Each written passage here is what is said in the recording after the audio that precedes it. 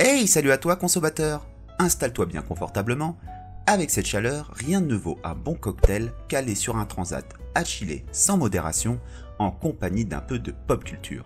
Et la boisson d'aujourd'hui rappellera sans aucun doute bikini sur la plage, bronzage doré et sex appeal, le tout réuni dans un corps sain et un esprit aiguisé. Mais avant toute chose, petit appel à l'action à toutes les âmes charitables. N'hésitez pas à vous abonner, liker et partager sur les réseaux pour le bien de la chaîne et son développement. La communauté grandit de jour en jour, nous atteignons bientôt les 100 abonnés, donc aucune raison de s'arrêter en si bon chemin. Grâce à vous, l'objectif 200 arrive à grands pas, donc merci à vous. Sans plus attendre, nous attaquons de suite avec...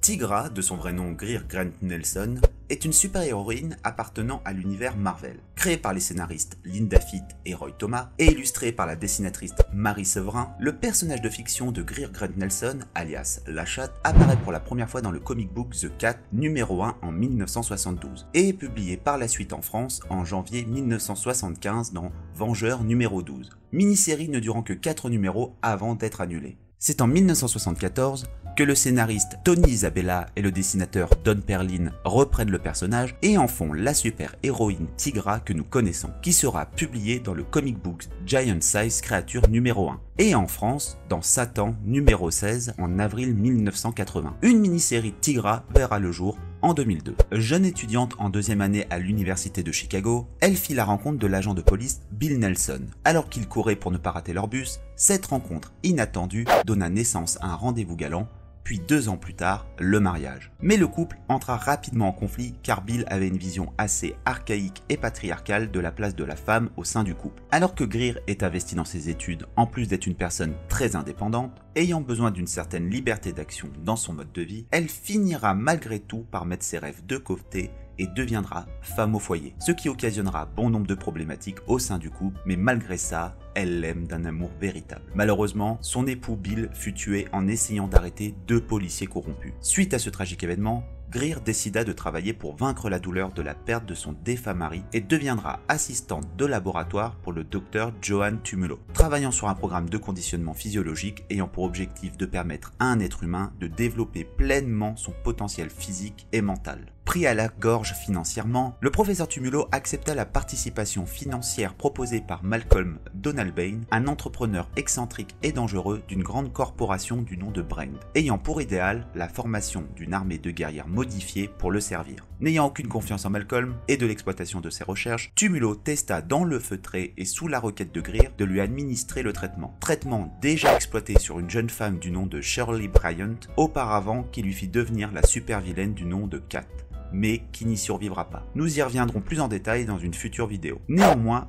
Donalbain, constatant la supercherie et apprenant le décès de Shirley, décida de faire exploser le laboratoire du professeur Tumulo afin de faire passer sa mort pour un accident. Afin de se venger, Greer prit l'apparence de l'héroïne The Cat et parta en quête de vengeance contre Malcolm Donalbain, détruisant son quartier général comme coup de semonce. Effrayé par la nouvelle justicière, Donalbain se donna la mort. La Chatte est une héroïne qui à ses débuts représente la libération de la femme aux États-Unis. Ambitieuse, indépendante, ayant exercé avec brio divers corps de métier comme enseignante, assistante de laboratoire, détective privé, mannequin ou encore officier de police, en parallèle d'être une justicière bougrement douée. Pour l'anecdote, Papastan ordonna en 1972 une vague de mini-séries composée exclusivement de personnages super-héroïnes afin d'attirer le public féminin. Le parallèle avec la libération de la femme n'y est pas anodin. Greer représentant finalement le Captain America féminin qui, grâce aux expérimentations génétiques d'un chercheur elle aussi féminin, dotant sa patiente de capacités hors du commun, lui permettant par la suite d'affronter Donalbain, représentation du patriarcal cherchant à soumettre la femme. Au cours de sa carrière de super-héroïne, Greer fut gravement blessée par l'organisation Hydra. Pour survivre, elle fut transformée en Tigra par le peuple chat. Peuple de chats évolué physiquement et mentalement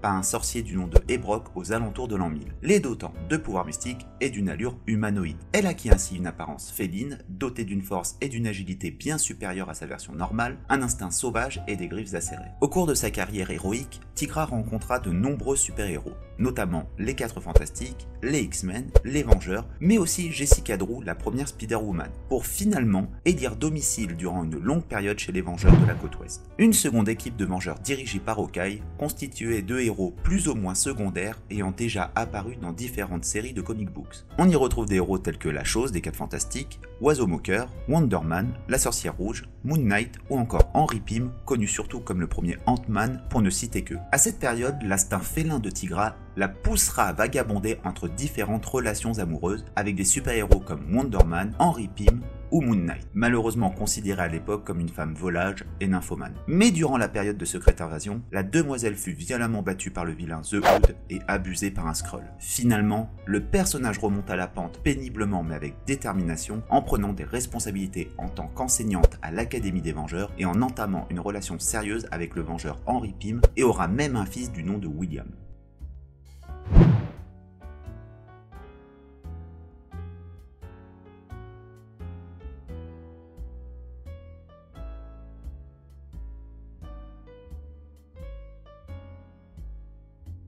J'espère que ce moment en compagnie de Tigra, l'un de mes personnages favoris féminins de l'écurie Marvel, vous aura plu. Je vous laisse commenter, partager, etc.